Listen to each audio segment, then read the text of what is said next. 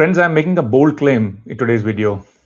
You must have heard a lot about impending ground operations, that President Trump and the Americans are about to land troops in Iran or one of its islands.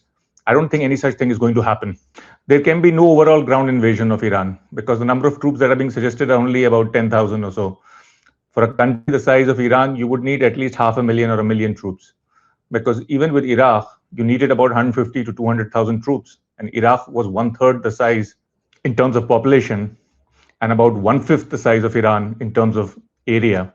Two other possibilities are being touted a lot. You must have heard of this place called Kharg Island, which is in the Persian Gulf, only about 20 kilometers from the Iranian coastline, but it accounts for 90% of Iran's oil exports. The reason being most of Iran's coastline is not that deep, and Kharg Island provides a deep sea port, not because Kharg Island is the source of that oil. So much is being made of the fact that Trump keeps saying and Americans keep saying that we will capture Kharg Island. But let me tell you, this is an impossibility. Firstly, because the US ships will have to cross Hormuz, which is completely controlled by the Iranians, and then travel about 500 kilometers up the Persian Gulf while under hostile fire from Iranian drones, missiles, etc., speedboats, mines. Then land the troops under heavy fire, in which you will, of course, have some casualties, even if you have complete air control. And then after landing, you will have to hold that island, possibly indefinitely. And then even then, there is no guarantee that Iran will follow your commands. That is, Iran will give in to opening the Hormuz, which is the primary demand of the Americans, that the Hormuz Strait should be opened. Moreover, there are further difficulties. That is, in the taking over of Kharg Island, the Americans and possibly the Iranians in the fight might end up destroying Kharg Island's infrastructure. Then the Kharg Island will anyway be useless. Another possibility is that Iran may purposely destroy Kharg Island's oil infrastructure, because when you are about to die, you can take such extreme steps when it's about your existence.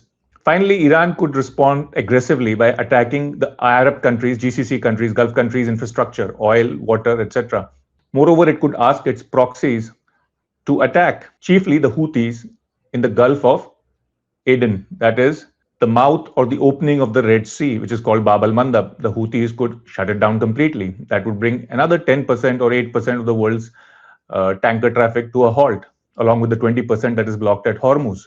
Moreover, the Americans don't have to do such a big song and dance about capturing Kharg if they want to control Iran's oil. There is a much easier way. They can just control the Iranian tankers once they have crossed Hormuz into the Arabian Sea. These oil tankers can be boarded just the way Americans did to Venezuelan tankers in the Atlantic, in the Indian Ocean.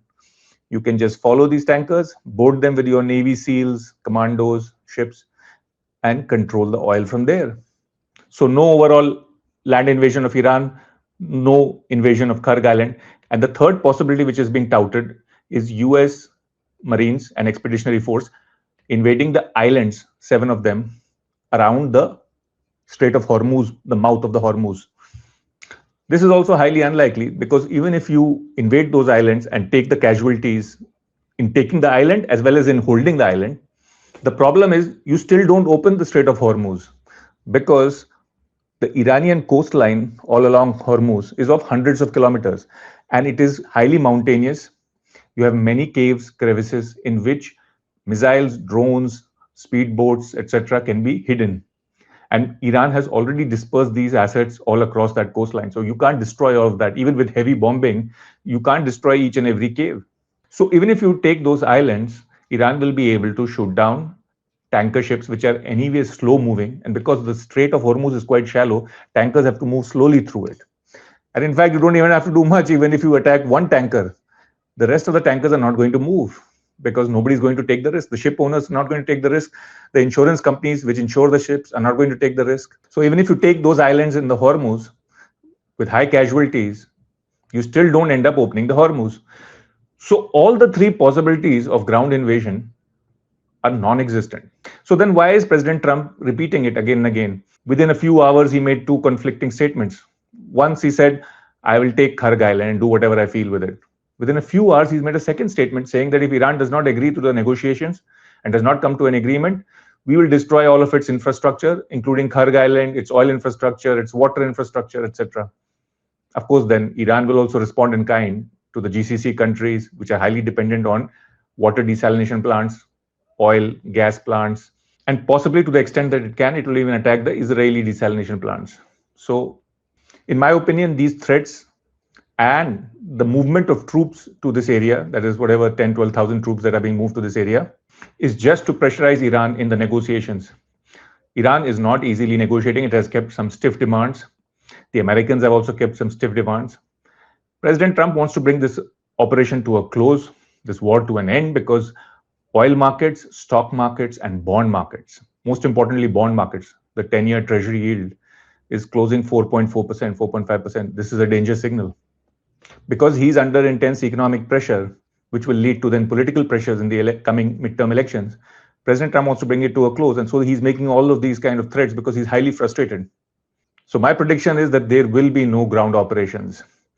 The current troop movement is only to exert pressure on the Iranians during these upcoming negotiations. Even that we are not sure of, because Iran has said that we are not negotiating. We have just received some proposals, some 15-point proposals which Americans sent, to which Iranians have replied with their 5 points. So Iranians are not confirming any negotiation yet. They want to make sure the cost on the US, on the GCC countries, on the world economy, on Israel is deep enough that they don't again attack, not within the next 6 months, not within hopefully the next 6 years from the Iranian point of view. So friends, keep watching and subscribe to my channel for such updates, such views and analysis. This channel is a channel not of news, but primarily of analysis.